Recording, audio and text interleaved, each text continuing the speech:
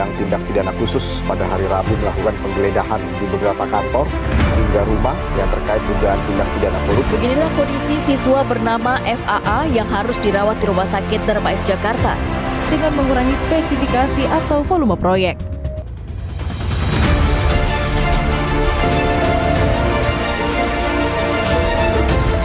Dua perundungan terhadap pelajar ini viral di media sosial. Aksi bullying ini dilakukan seorang siswa SMP di Kota Bandung, Jawa Barat. Dewasa ini, salah satu isu yang paling meresahkan yang dialami bangsa Indonesia adalah degradasi moral. Degradasi moral adalah kemunduran, kemerosotan, ataupun penurunan nilai budi pekerti atau akhlak dan adat yang dialami perseorangan ataupun masyarakat. Dilihat dari keadaan saat ini, ada begitu banyak faktor yang menyebabkan hal tersebut. Maka dari itu, perlu suatu mekanisme berupa pemahaman dan sudut pandang dari siswa-siswi mengenai apa yang dipahami berkaitan dengan moral.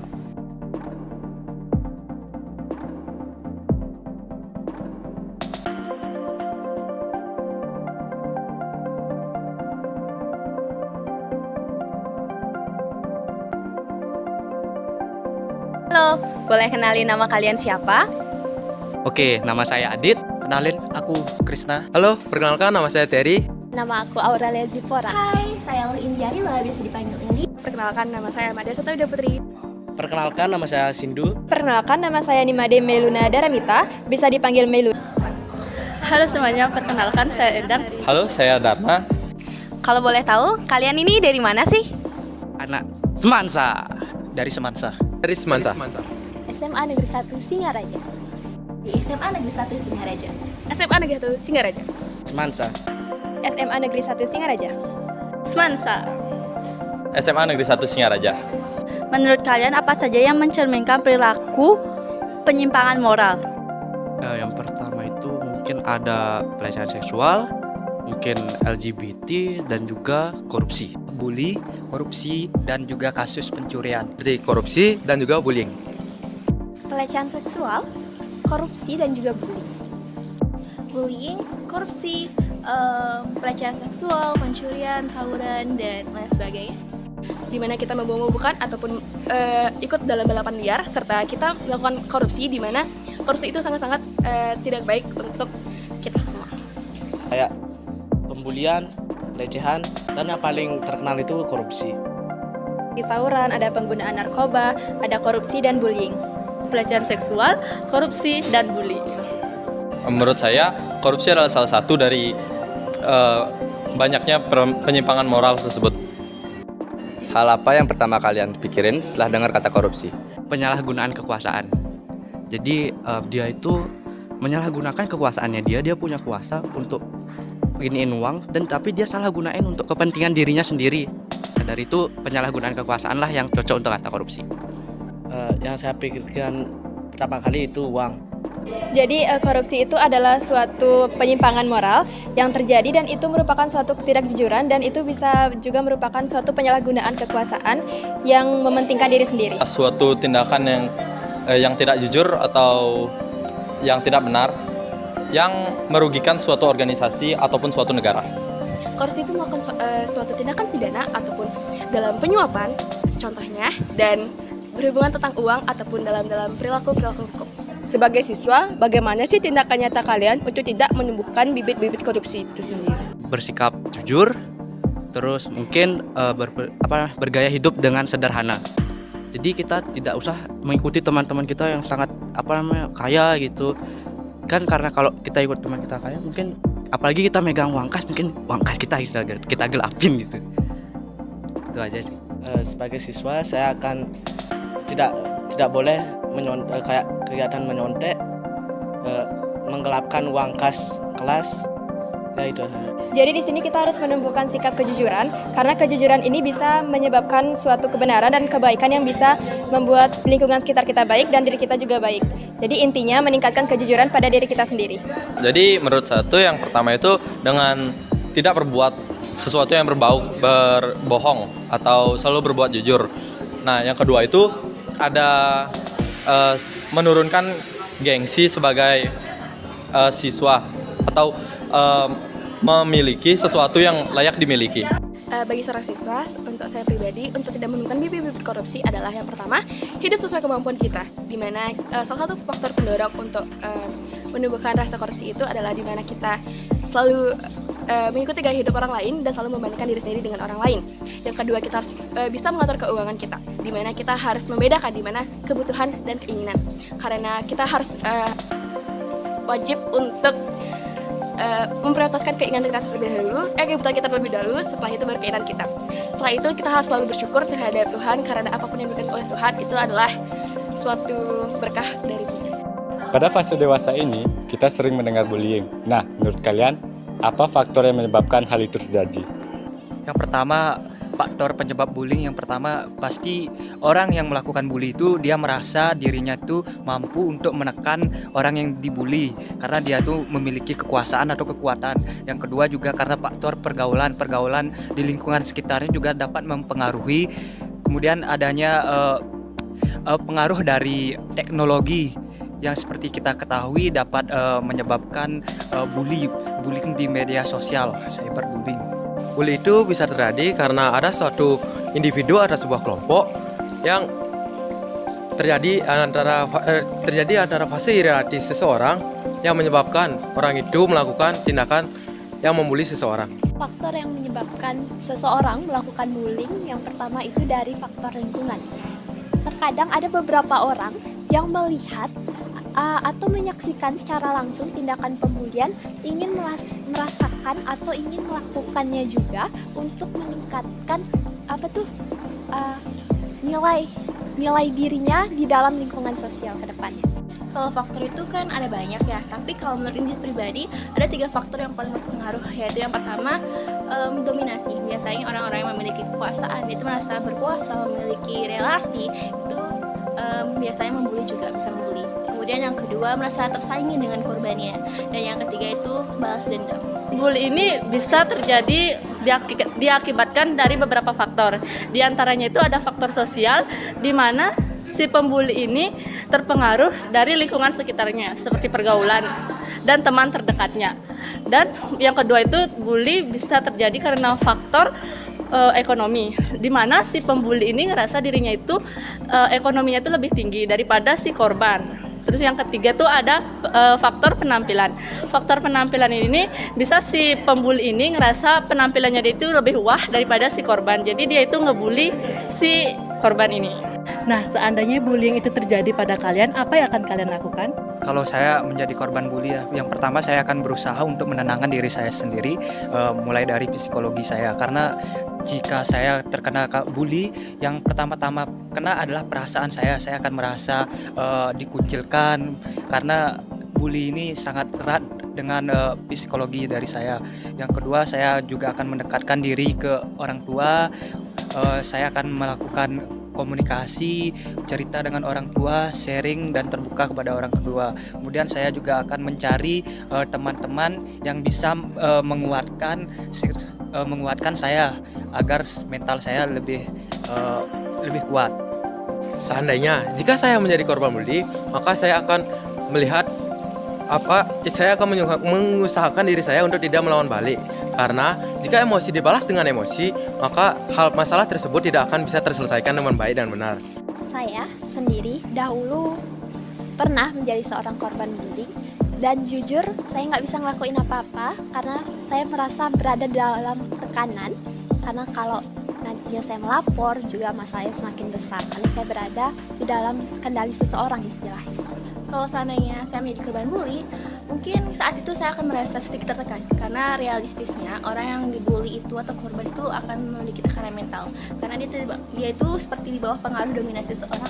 Nah, jika saya yang mengalami, saya ingin membalikkan keadaan di mana saya lah yang memiliki dominasi tersebut dengan cara saya mencari bukti-bukti sebelum saya melaporkan.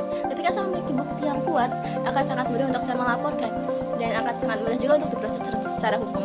Dan juga sangat mudah juga jika ada yang membantah, maka ada juga yang akan maksudnya saya bisa membalikkan kembali keadaan bahwa bantahan itu tidak benar karena saya memiliki bukti yang kuat. Nah, kebanyakan korban bully ini dia merasa takut dan cemas untuk melaporkannya ke pihak berwajib Nah, ketika saya ada di posisi sebagai korban, otomatis saya akan berani melaporkannya. Ketika saya mengalami pembulian di lingkungan sekolah, otomatis saya akan melaporkannya ke guru BK. Nah, ketika saya mengalami pembulian di lingkungan masyarakat, otomatis saya akan melaporkannya ke pihak yang berwajib. Menurut kalian, pendidikan moral di Indonesia apakah sudah maksimal atau belum? Menurut saya itu belum.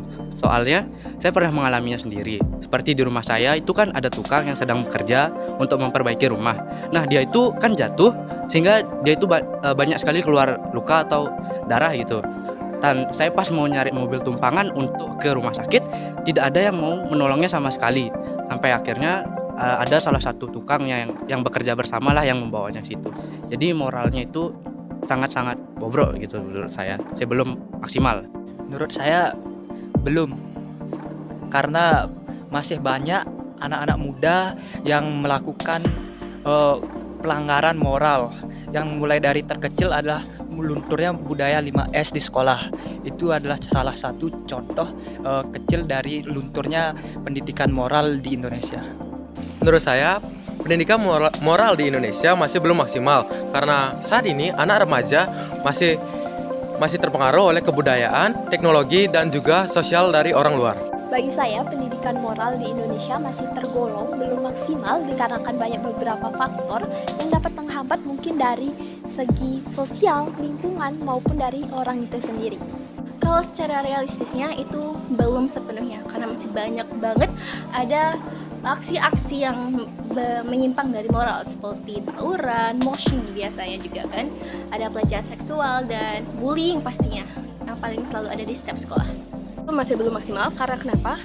Banyak anak-anak di Indonesia itu masih belum mengerti tentang apa itu moral dalam artian materi moral karena kurangnya adanya suatu pendidikan yang diberikan oleh orang lain dan lingkungan sekitar mereka. Belum, karena masih ada banyak pembulian kayak korupsi di DPR. Belum, karena di pendidikan moral di Indonesia ini banyak generasi muda yang sudah terkena pengaruh budaya luar dan juga teknologi. Jadi pastinya ada perubahan-perubahan yang membuat warga Indonesia ini tidak taat dengan nilai moral. Menurut saya belum. Menurut saya belum terlalu maksimal. Jika dilihat dari dulu, memang sudah ada perkembangan, namun tidak banyak perkembangan yang merubah penyimpangan moral ini. Menurut kalian, pendidikan moral itu penting nggak di Indonesia? Itu sangat penting. Karena ya percuma kalau kita itu pintar tapi moral kita itu sangat bobrok gitu. Indonesia sangat penting karena ini menjadi nilai-nilai yang akan diperlukan dalam kehidupan, karena karakter sangat menentukan. Jika orang tidak memiliki karakter, maka dia pasti tidak akan dihargai dalam suatu masyarakat. Sangatlah penting, apalagi saat ini masih banyak anak remaja yang perlu karakternya untuk lebih ditekankan lagi agar menjadi lebih baik dan berkualitas bagi negara ini. Tentunya bagi saya pendidikan moral di Indonesia penting untuk dilakukan untuk menciptakan lingkungan yang lebih baik lagi ke depannya. Penting banget karena selain berprestasi, seorang anak itu harus dididik juga agar mereka memiliki moral. Karena jika orang yang berprestasi namun tidak memiliki moral, maka prestasi itu akan digunakan demi kejahatan. Sangat amat penting bagi Indonesia sendiri karena kenapa anak-anak bangsa kita harus tahu dan mengerti tentang apa itu pendidikan moral, karena itu sangat-sangat penting untuk tujuan masa depan.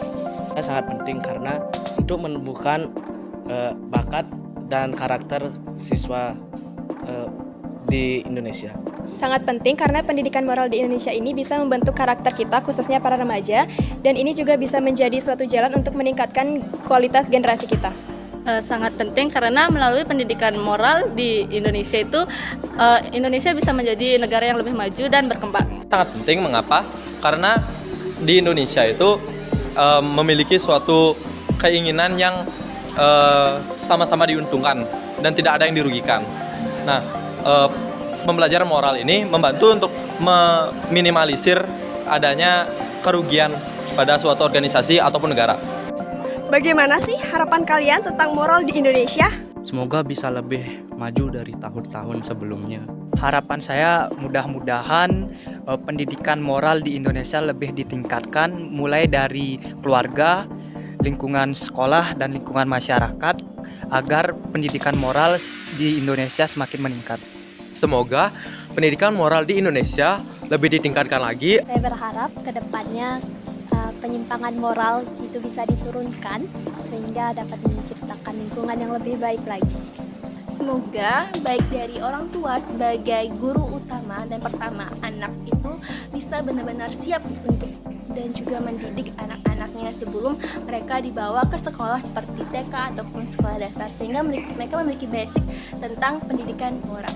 Semoga anak-anak bangsa kita dapat mencerminkan apa itu pendidikan moral dan berperilaku baik dalam pendidikan moral tersebut dengan melaksanakan apa itu pendidikan moral. Semoga moral yang ada di Indonesia itu bisa ditingkatkan lagi supaya untuk membangun karakter pendidikan yang lebih baik. Semoga bisa diterapkan oleh seluruh warga Indonesia karena itu juga bisa membentuk karakter kita yang bisa membuat generasi bangsa Indonesia itu bisa lebih maju lagi dan lebih baik lagi. Harapan saya moral Indonesia ke depannya itu jauh lebih baik dan ditingkatkan lagi sehingga kita sebagai warga negara Indonesia itu bisa lebih berkembang dan lebih maju lagi. Dipelajari untuk lebih lanjut tentang pembelajaran moral tersebut karena pembelajaran moral ini sangat berfungsi untuk meminimalisir kerugian yang dirasakan atau yang diterima oleh suatu organisasi ataupun suatu negara. Berdasarkan observasi ini, dapat disimpulkan bahwa siswa-siswi SMA telah memiliki pengetahuan yang baik mengenai pentingnya pendidikan moral di Indonesia. Mereka juga menunjukkan kepekaan yang tinggi terhadap berbagai kasus pelanggaran moral, serta memiliki nilai-nilai yang kuat terkait dengan kejujuran, keadilan, dan empati. Namun, perbedaan pandangan mengenai berbagai kasus moral juga terlihat. Hal ini menunjukkan kompleksitas dalam berbagai pahaman mereka. Penelitian ini memiliki wawasan yang luas, berharga bagi kemajuan perkembangan moral di Indonesia. Hasilnya dapat digunakan sebagai acuan untuk mendorong memajukan pendidikan sekolah guna mencapai generasi muda yang berkualitas.